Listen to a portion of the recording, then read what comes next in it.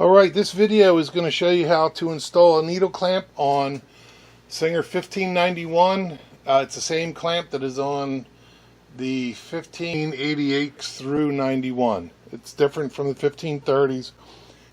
I want to show you on the back of the needle bar is there's a groove and then a little round cup. Now that cup is important because this, your lower thread guide, which is on the part of the needle clamp, sits in there.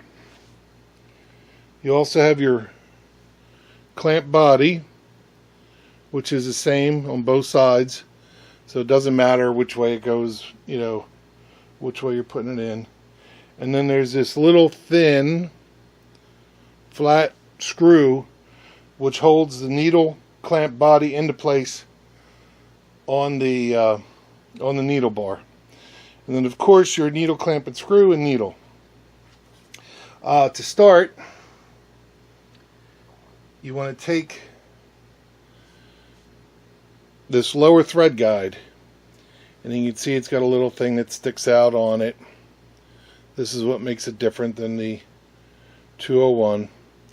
And when you look at the body from the side, you'll see this little round area sticks out more. This goes to the right side because it inserts into the body like that. So when you're looking underneath, that's what your needle clamp's going to look like.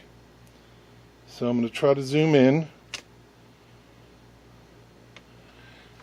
And then now you want to hold all that together, hopefully I won't get in the way, and slide it up on the needle bar so you're up into that little round spot. You take your flat screw, put it on the left side, and there's a little divot on the needle bar that you'll see on the tip of the screw is like a little pin, and that's what locks it into place in position once you get the screw in. This can be a little tricky if you... Okay, so now I got that into place, and then tighten that screw down. So now it holds your needle clamp body to the needle bar.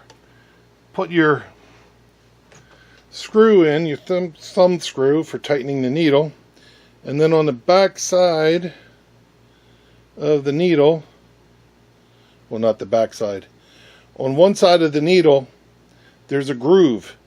This groove faces to the right towards the throat, or the right side of your machine.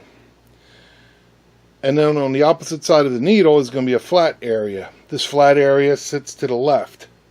So once you find your groove, it's easier to find it with your nail. You just slide the needle up into the body, turn your screw, and there you have it. And it's clamped into place. And it's that simple. The most important part is when you're putting the body on here to make sure you have that round area inserted into the